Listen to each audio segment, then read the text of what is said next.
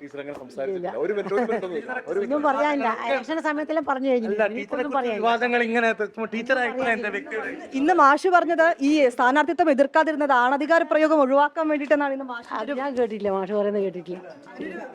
മാഷ് പറയുന്നത് അങ്ങനെ കേട്ടിട്ടില്ല. യുദ്ധശക്തികളാണോ ടീച്ചർ? അങ്ങനൊരു മറുപടിയാണ് അദ്ദേഹം നൽകിയിരിക്കുന്നത്. ഒരുപക്ഷെ ആ സ്ഥാനാർത്ഥിത്വത്തിൽ എന്തെങ്കിലും പറഞ്ഞിരുന്നെങ്കിൽ അതൊരു ആണധികാര പ്രയോഗമായി പോകുമെന്നാണ്.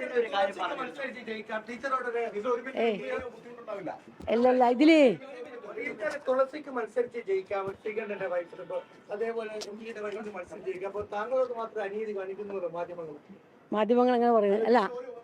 ഇതിലെന്താ പറയാ, ഇതില് കണ്ണൂരിലടക്കം സംസ്ഥാനത്താകെ ഒരു വലിയ വിമർശനം ഉയരുന്നു. ആ വണ്ടി വന്നു. എന്താണ് ഒരു മിനിറ്റ് ഞാൻ പറയുന്നത്, ഞാൻ ആദ്യമേ പറഞ്ഞൊരു കാര്യം ഉണ്ടായിരുന്നു. ശ്യാമൾ ടീച്ചർ എന്ന വ്യക്തിയല്ല, ഇടതുപക്ഷ സ്ഥാനാർത്ഥിയാണ് മത്സരിച്ചത്. അതിൻ്റെ ഭാഗമായിട്ടുള്ള തോൽവിയും പരാജയവും ആ പാർട്ടി വിലയിരുത്തിക്കൊണ്ടിരിക്കുകയാണ്. ആ സന്ദർഭത്തിൽ വ്യക്തി എന്ന നിലയിൽ എനിക്കൊന്നും പറയാനില്ല. താങ്ക്സ്.